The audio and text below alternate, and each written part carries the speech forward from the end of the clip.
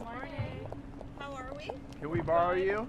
Sure. We'll take it. Just a couple. I have a meeting. We'll make it fast. And then I'll be back out in a little bit if you have more. What's going on? Okay. One question about these buyouts. You've been describing it as this effort to get folks to return to work. The union that represents federal workers, though, says this isn't a voluntary buyout. They say this is a purge of people that don't agree with the president. What's your response? That's absolutely false. This is a suggestion to federal workers that they have to return to work. And if they don't, then they have the option to resign. And this administration is very generously offering to pay them for 8 months. 6% of the federal workforce in the city actually shows up to work. That's unacceptable. We're all here at work at the office.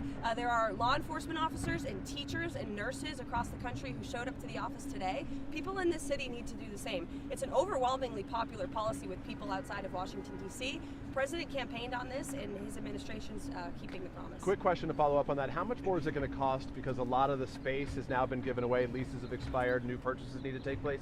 What will it cost to bring all those workers back to create the new offices they need? It's going to save tens of millions of dollars because this government has been wasting millions of dollars on empty office space. That is beautiful. I mean, look at the buildings in this city. They're gorgeous. They've been here for decades, and the American people are paying for them. And so we're going to make good use of the office space in the city by having these federal workers return to work. I would also add that the order simply directs federal agencies to come up with a return to work plan. And so this isn't a purge, and this isn't forcing every single individual in Washington, D.C. to return to work, only if they are able and, of course, within the law. One more quick one, if I can, about the defense secretary right now. We heard that Pete Hegseth has now taken away the security protections that General Mark Milley has.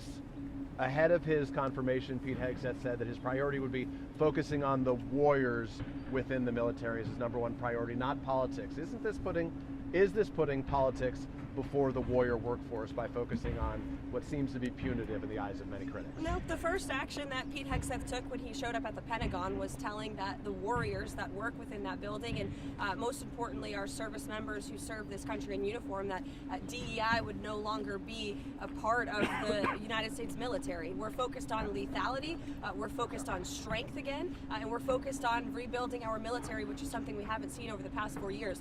As for General Milley, the president's position on this remains the same as it does for John Bolton and the other individuals. He doesn't believe that these people should have the right to have security clearances and private details for the rest of their lives. Again, taxpayers are funding it, and the individuals you're mentioning are quite wealthy, I understand, so they can get their own private security if they wish. I have a couple of questions just about the freeze on federal loans and grants.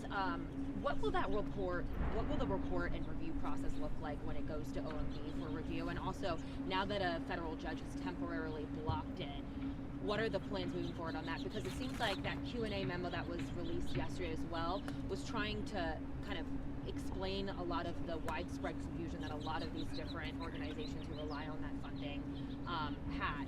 So I'm just on both of those questions. Yeah, well, that's why the Q&A was released, so that there is no confusion. There's no confusion within this building. I know there is, again, amongst the media and those who don't seem to just be able to read a memo and take it for what it is. It's very clear. This is a temporary pause on federal funding to ensure that tax dollars are not funding things that this president has signed out of law. So the Green New Deal, DEI, etc. As I said repeatedly yesterday, and I would like to double down on the fact that Social Security, Medicare, Medicaid, which I'd like to be clear on that today, welfare benefits, individual assistance, food stamps, etc. will not be impacted. So the American people should not be confused about this, and in fact they should be grateful that this administration is actually valuing their hard-earned tax dollars. Well, what about the federal, what is the response though to the federal judge's temporary block this? That's expected to play out in court on Monday. What are your guys' plans regarding that? And also, just going back to the review process, what does that look like? Everything this administration does is within the confines of the law, and so we're prepared to fight this battle in court. Karoline, thank you, Karoline, for stopping.